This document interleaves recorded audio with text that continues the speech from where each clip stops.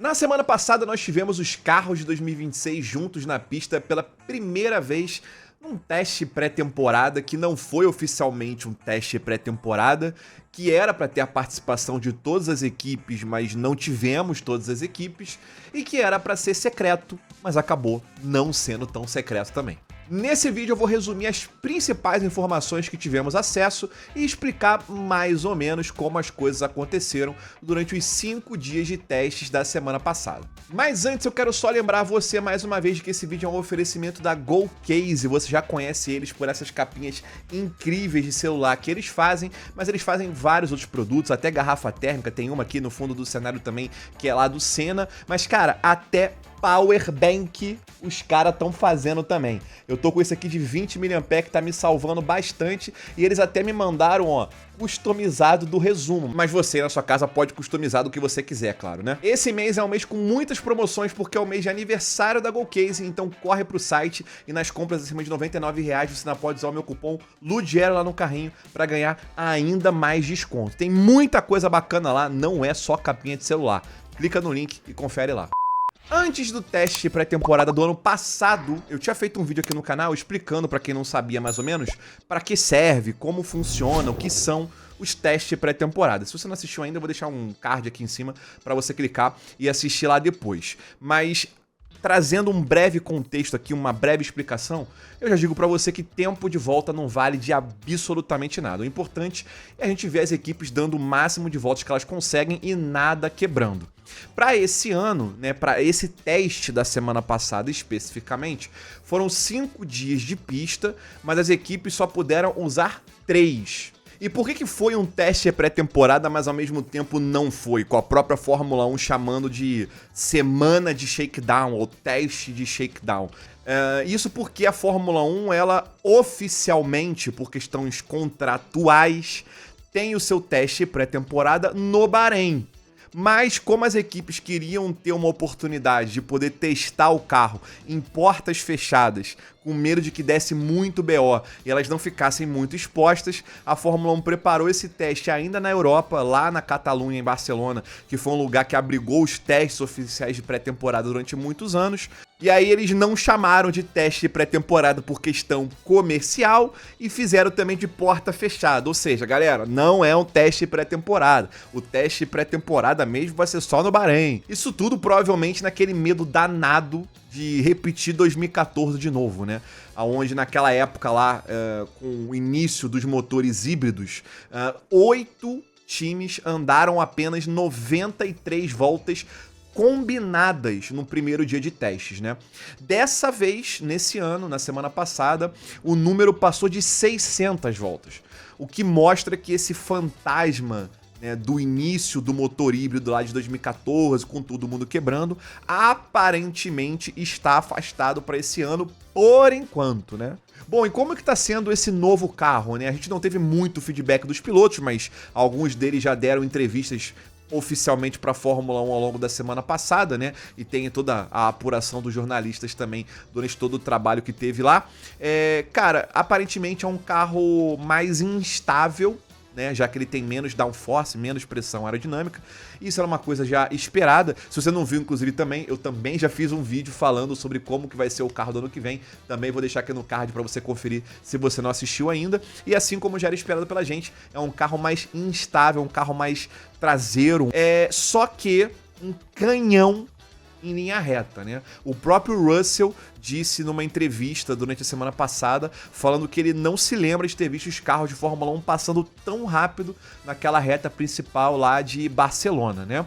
Mas ainda assim, é importante a gente lembrar mais uma vez, e eu também comentei naquele videozinho falando sobre o carro desse ano, de que os pilotos na corrida vão ter que gerenciar muito bem essa bateria, porque agora a gente tem uma bateria maior, que vai ter uma importância maior nessa potência total do carro durante o seu desempenho, durante a sua performance. Então é um carro muito mais rápido, sai muito mais rápido da reta, ganha muito mais velocidade na reta, mas os pilotos vão ter que gerenciar essa bateria durante a corrida, né? Vão ter que tomar muito mais cuidado com a bateria para não ficar sem bateria numa hora mais importante da corrida. Bom, começando a falar das equipes aqui individualmente, né? A gente já começa falando da Williams, que nem foi pro teste. Ficou fora dos testes, né? Decidiu não participar dos testes, e aí todo mundo já arregalou um olho, porque isso acaba sendo um sinal amarelo, assim, quase um sinal vermelho muito grande, que todo mundo ficou de olho. A princípio, a Williams teve problemas no crash test, que são os testes de impacto.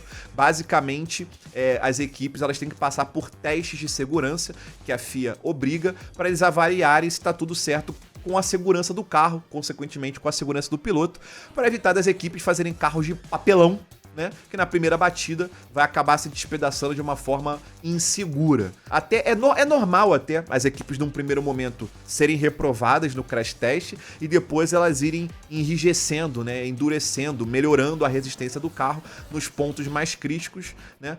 É melhor isso do que começar com o carro já parecendo um tanque de guerra e acabar tendo muito peso, né, no carro.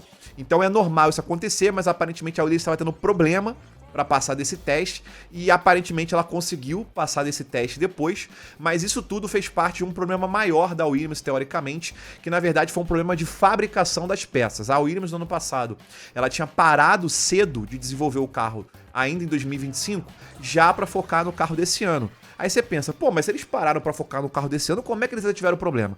Porque o foco deles foi no desenvolvimento aerodinâmico do carro, o desenho do carro, né? Mas isso tudo é uma questão ainda virtual, digamos assim. Tá tudo ali no papel, na caneta, no computador. Na hora de você tirar isso do campo das ideias e fabricar as peças, foi onde eles tiveram problemas, né? Então a Williams acabou se embananando nos seus prazos ali e nos processos na hora de fabricar essas peças. Então acabou que teve esse contratempo da Williams aí e a equipe acabou perdendo essa semana de testes aí, o que pode ou não fazer falta para eles, né? Como eu falei, um sinal de alerta aí, mas vamos ver como é que vai ser no Bahrein quando eles chegarem lá, como é que vai ser o desempenho deles nos testes, né? Quem também tá numa situação esquisita, apesar de ter ido pro teste da semana passada, foi a Aston Martin, né? Que tá aí estreando o primeiro carro do Adrian Newey agora na nova equipe. Ele que nesse meio do processo acabou virando chefe de equipe. A gente também fez um vídeo sobre esse assunto que você pode conferir aqui no canal. O desenho do carro é um dos mais agressivos, mais diferentes em relação ao resto. Se isso vai dar certo ou não, a gente não sabe. Tem até algumas coisas ali que você viu que ele trouxe de ideias que ele já tinha colocado no carro da Red Bull antes. E é um carro também que está aí estreando com um motor Honda, a nova parceria da Aston com a Honda. E também foi um problema, né? Porque o carro, apesar de ter participado dos testes, como eu falei, as equipes poderiam participar de até 3 dias dos 5 disponíveis, e a Aston só participou de 2, sendo que no primeiro dia eles praticamente não andaram, e no segundo dia andaram um pouco mais, mas ainda muito pouco. O carro deu problema, a equipe não conseguiu andar direito, não conseguiu testar direito, e já estão dizendo aí que a Honda provavelmente tá correndo atrás do prejuízo, porque ela já teria começado depois das outras a fabricar esse motor, porque lá atrás, vocês lembram, eles estavam com a Red Bull, aí eles falaram que eu saí da Fórmula 1 e depois acabaram decidindo voltar. E aí nessa de decidir voltar, a galera já estava trabalhando no motor e a fabricante japonesa acabou começando atrás essa corrida na fabricação do motor novo e botar mais dinheiro na conta para recuperar o tempo perdido. Não adianta, porque você também tem um custo, né, um teto de gastos do quanto você ia desenvolver esse motor. Dizem também que aparentemente o Adrian Newey teria feito algumas pedidas extremas para a Honda em cima da hora ali para casar junto com o desenho do carro, que poderia ter atrapalhado um pouco o projeto da Honda também. Vamos ver, porque no início da era híbrida, no regulamento anterior, a Honda sofreu, né? Teve o famoso episódio lá do motor de GP2 do Fernando Alonso, e depois se recuperou quando eles foram trabalhar com a Red Bull. Vamos ver como é que vai ser esse começo deles com a Aston Martin. Além disso, além dessa questão toda do motor da Honda, os jornalistas acreditam aí pelos burburinhos do paddock de que o carro da Aston poderia estar consideravelmente acima do peso, e essa seria uma das principais preocupações da equipe para o começo da temporada. É onde eles estão mais batendo cabeça também para poder resolver esse BO. Falando agora da novata do grid, a Cadillac começou os testes bem abaixo, fazendo só 44 voltas e depois ficando de fora logo nos 2 dias seguintes do teste. Depois até conseguiu andar um pouco mais, mas ainda assim terminou como a segunda equipe que menos rodou, né, nos testes, só abaixo da Aston, que a gente acabou de comentar. Isso tudo é meio que normal para uma equipe totalmente nova. E a expectativa para esse ano deles é baixa mesmo, não tem muito o que falar, né? É um nome grande, é um nome imponente, tá começando já de cara com o motor Ferrari, que até rodou bem nos testes, mas é uma equipe totalmente do zero. Não é só o nome que é novo, né? Para você que não entendeu e tá pegando o bonde andando, é uma 11ª equipe. A Fórmula 1 até o ano passado tinham só 10, então a Cadillac ela não comprou nenhuma outra equipe e tá pegando as estruturas, a fábrica, os funcionários. Não.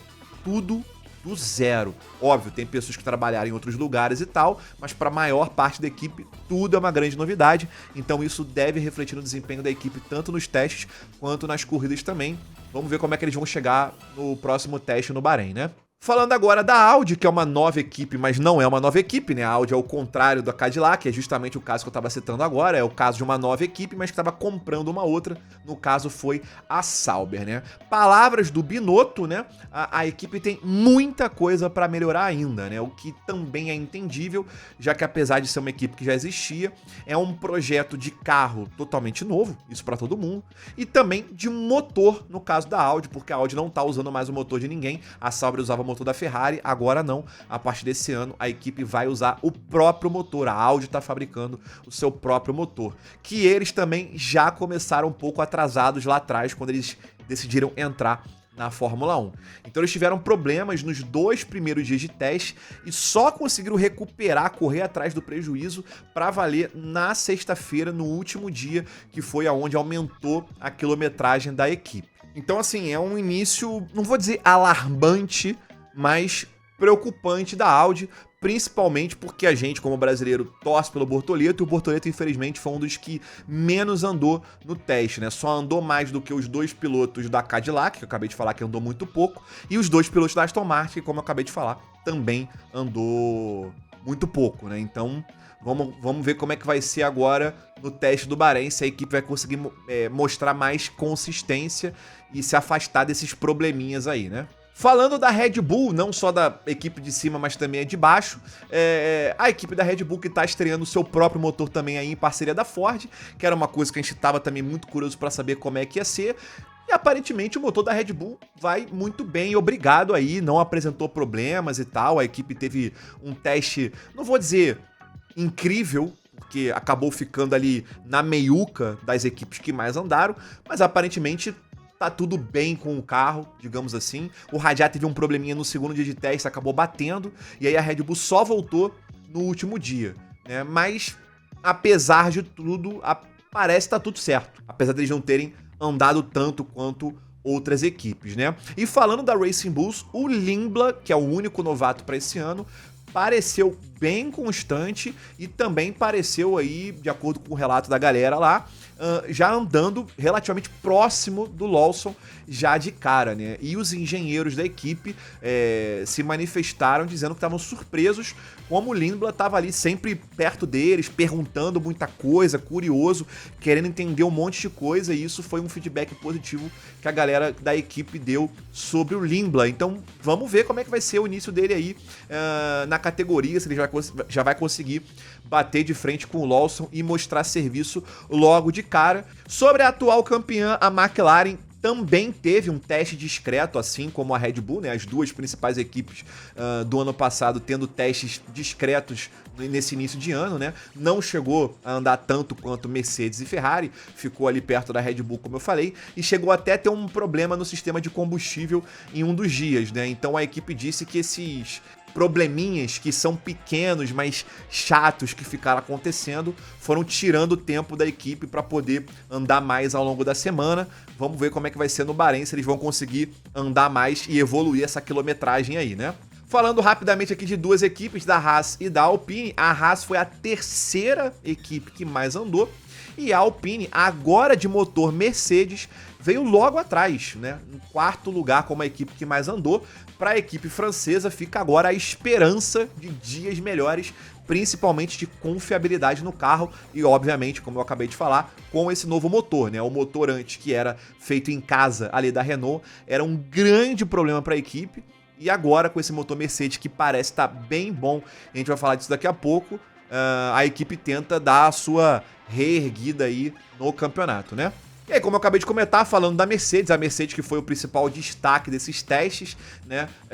Tanto de motor quanto de carro, foi o motor que mais rodou, eu digo o motor que mais rodou, né? Somando, obviamente, todas as equipes, mas também é a equipe que tem, a fabricante, né? Perdão, que tem mais clientes no grid, mas também foi a equipe que mais rodou, atingindo a marca de 500 voltas ao longo dos 3 dias disponíveis que eles tiveram de testes, né? Já se falava há um tempo atrás sobre como a Mercedes estaria indo bem no desenvolvimento desse novo motor e aparentemente parece que é isso mesmo, né?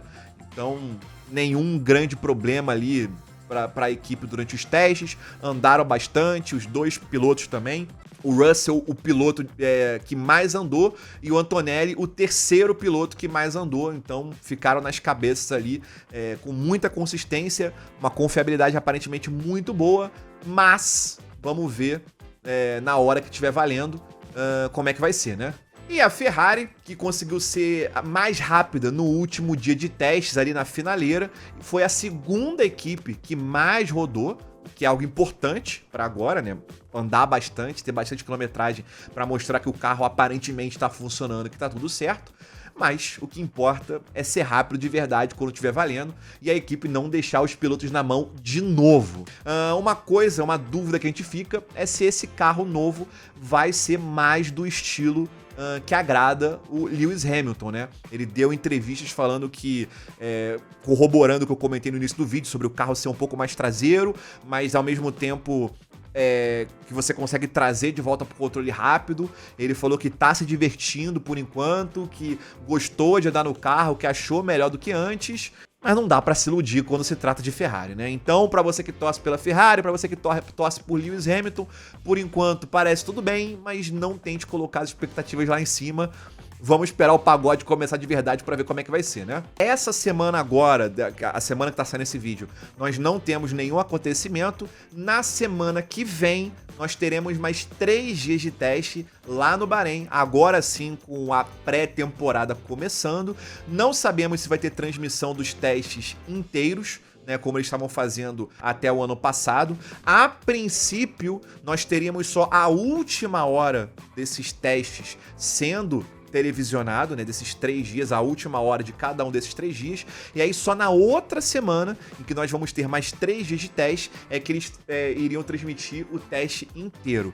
Mas, vamos ver, de repente com esse fantasma, esse medo que eu comentei no início do vídeo, que as equipes estavam, dos carros ficarem num quebra-quebra danado, como aparentemente os carros parecem estar mais confiáveis para todo mundo, pode ser que as equipes decidam liberar geral aí já nessa primeira semana que nós vamos ter na semana que vem. Vamos ver. Não esquece de deixar aquele like se é novo no canal, olha os outros vídeos, se curtir, não deixe de se inscrever. Beleza? A gente se vê numa próxima. Um abraço e tchau.